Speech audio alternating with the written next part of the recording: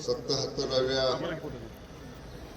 वर्धापन दिनाच्या निमित्तानं सर्वप्रथम या ठिकाणी उपस्थित असलेल्या सर्वांना आणि जिल्हावासियांना मी भारतीय प्रजासत्ताक दिनाच्या मनपूर्वक हार्दिक शुभेच्छा या ठिकाणी व्यक्त करतो। संपूर्ण देशभर अत्यंत उत्साहाच्या वातावरणामध्ये प्रजासत्ताक दिनाचा कार्यक्रम आज संपन्न होत आहे। मुख्य कार्यक्रम दिल्लीला माननीय देशाचे पंतप्रधान महोदयांच्या हस्ते या ठिकाणी संपन्न होत आहे। बलशाली भारत निर्माण करण्यासाठी आणि जागतिक पातळीवर भारताचं स्थान पहिल्या 3 देशांमध्ये आणण्यासाठी विशेषतः गेल्या 10 वर्षापासून आमूलाग्र बदल देशातल्या सर्वच क्षेत्रामध्ये होताना या देशवासियांनी अनुभवलेले आहेत। आज आपली आर्थिक सुबत्ता आणि जागतिक स्पर्धेमध्ये अभिमानानं भारताचं नाव घेतलं जाईल अशा पद्धतीची दैदिप्यमान कामगिरी देश पातळीवर या ठिकाणी आपल्या देशाने केलेली उभ्या जगाने या ठिकाणी पाहिलेली आहे। भारताच्या अर्थव्यवस्थेमध्ये, औद्योगिक क्षेत्रामध्ये, कृषी क्षेत्रामध्ये अशा सर्वच क्षेत्रामध्ये आपल्या महाराष्ट्राचा सुद्धा खूप मोठा वाटा या ठिकाणी राहिलेला आहे। राज्यानं आपले आर्थिक स्रोत अधिक निर्माण करण्याचा प्रयत्न या ठिकाणी केला। वेगवेगळ्या क्षेत्रामध्ये नवनवीन तंत्रज्ञान आणण्याचा प्रयत्न केला। औद्योगिक क्षेत्रामध्ये मोठ्या गुंतवणुकी महाराष्ट्रामध्ये आणण्याचा प्रयत्न केला आणि विशेषतः कृषी क्षेत्रामध्ये सुद्धा आधुनिक तंत्रज्ञानाच्या माध्यमातून कमी क्षेत्रामध्ये जादा उत्पादन शेतकऱ्याला कसं घेता येईल यासाठी विशेषतः गेल्या वर्षभरापासून AI टेक्नॉलॉजीच्या माध्यमातून कृषी क्षेत्रामध्ये सुद्धा आपण आमूलाग्र बदल करण्याचा प्रयत्न सुरू केलेला आहे।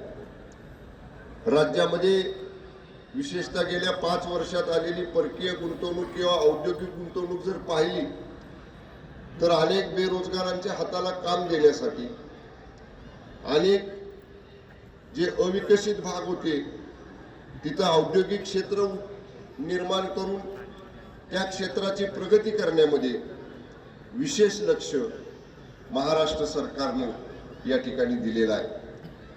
राज्य आपलं कृषी प्रधान आहे। विशेषतः शेतकरी समृद्ध झाला तर आपलं राज्य आणि देश समृद्ध होणार आहे हे उद्दिष्ट डोळ्यासमोर ठेवून जादा क्षेत्र सिंचनाखाली आणण्याचा प्रयत्न आपण केला। नवीन तंत्रज्ञानाच्या माध्यमातून ओपन कॅनलद्वारे शेतीला पाणी देण्याच्या ऐवजी बंदिस्त पाईपलाईनद्वारे, म्हणजे जेवढं पाणी ओपन कॅनलला आपण देऊ शकलो असतो जेवढ्या क्षेत्राला, तेवढंच पाणी बंदिस्त पाईपलाईनच्या माध्यमातून त्याच्या 1.5-दुप्पट क्षेत्राला पाणी देण्याचा एक धाडसी कार्यक्रम राज्यानं या ठिकाणी हातामध्ये घेतलेला आहे।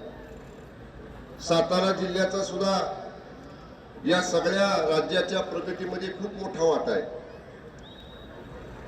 जिल्ह्यामध्ये असणारी धरणं असतील, त्या धरणांच्या माध्यमातून उलिताखाली येणारं शेतकऱ्यांचं क्षेत्र असेल, अपुरे सिंचन प्रकल्प पूर्ण करण्यासाठी घेतलेला धडक कार्यक्रम असेल, या सगळ्या प्राधान्यक्रमाच्या क्षेत्रामध्ये आपल्या जिल्ह्यानं सुद्धा खूप मोठी प्रगती नजीकच्या काळामध्ये या ठिकाणी आपण केलेली आहे।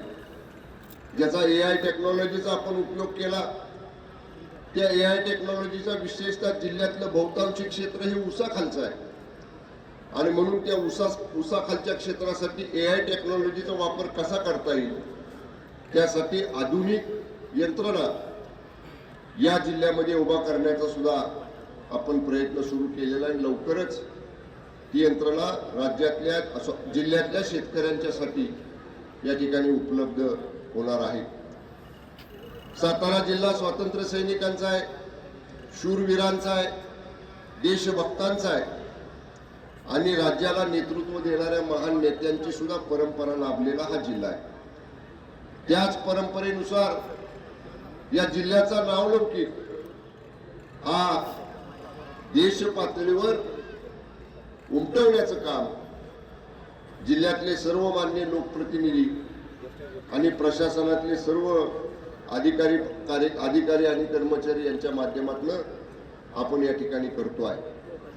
मला विशेष उल्लेख केला पाहिजे, विशेषतः गेल्या 2-3 वर्षापासून प्राथमिक शिक्षण जिल्ह्यातलं दर्जेदार व्हावं आणि ग्रामीण भागातली आरोग्य सुविधा सुधारावी, या 2 मूलभूत बाबींवरती आपण या ठिकाणी अधिकच लक्ष देण्याचं काम केलं. आणि मला सांगायला आनंद वाटतो की मॉडेल स्कूल, आदर्श शाळा ही जी नवीन संकल्पना आपण गेल्या 2 वर्षापासून जिल्ह्यात राबवली, त्या संदर्भातलं देशाच्या माननीय पंतप्रधान महोदयांच्या समोर सादरीकरण गेल्या 15 दिवसापूर्वी आपल्या जिल्ह्याच्या जिल्हा परिषद मुख्य कार्यकारी अधिकाऱ्यांनी केलं. राज्यातलं ज्या काही शॉर्टलिस्ट जिल्हे झाले होते त्या जिल्ह्यांमधनं आपल्या जिल्ह्याची निवड झाली, ही आपल्या सातारा जिल्ह्याच्या दृष्टीने एक अत्यंत अभिमानाची गोष्ट आहे.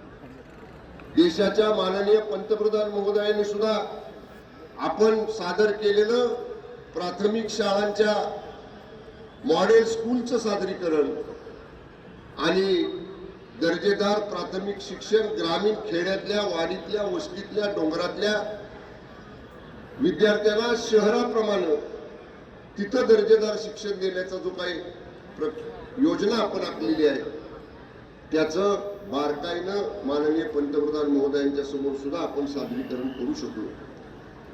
प्राथमिक आरोग्य केंद्रांच्या बाबतीत सुद्धा तीच संकल्पना आम्ही जिल्ह्यातल्या सगळ्या लोकप्रतिनिधींनी घेतली आणि प्राथमिक आरोग्य केंद्र ही सुद्धा शहरातल्या मल्टी स्पेशालिटी हॉस्पिटल जसे असतात त्या धर्तीवर दर्जेदार असावीत, आधुनिक असावीत, स्वच्छ सुसज्ज असावीत आणि 24/7 आरोग्य सेवा वैद्यकीय अधिकाऱ्यांच्या कर्मचाऱ्यांच्या सह 24/7 तिथं आरोग्य सुविधा उपलब्ध राहाव्यात, पुरेसा औषध साठा उपलब्ध राहावा, यासाठी सुद्धा गेल्या 2-3 वर्षापासून आपण एक नियोजनबद्ध काम हातात घेतलं. ते सुद्धा जिल्ह्यामध्ये यशस्वीपणाने या ठिकाणी आपण पूर्ण करतो आहे. मी एवढंच सांगेन की ह्या जिल्ह्याची परंपरा ही अशीच उज्ज्वल ठेवण्याचं काम आपण सगळ्यांनी मिळून या ठिकाणी करायचं आहे.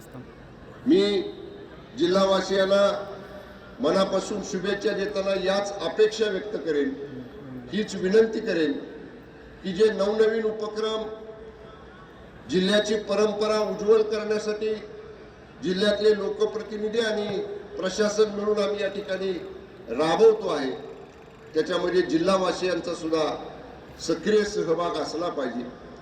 NGOनी सहभाग घेतला पाहिजे, स्वयंसेवी संस्थांनी सहभाग घेतला पाहिजे. सर्वच लोकांनी, तरुणांनी, महिलांनी, विद्यार्थी-विद्यार्थिनींनी सर्वांनी यामध्ये सहभाग घेऊन मी मगाशी म्हटलं तसं जिल्ह्याची उज्ज्वल परंपरा अधिक उज्ज्वल करण्याचं काम तुम्ही आम्ही सगळेजण मिळून करूया.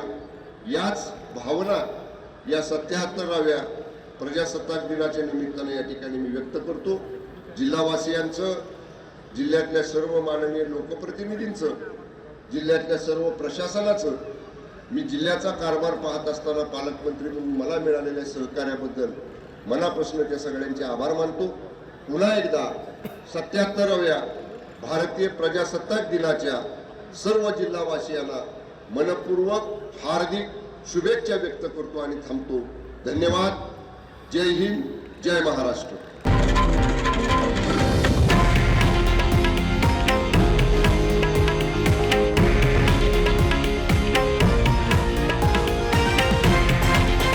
हे आहे देशातील नंबर 1 न्यूज नेटवर्क आणि आपण पाहत आहात TV9 मराठी, एकमेव.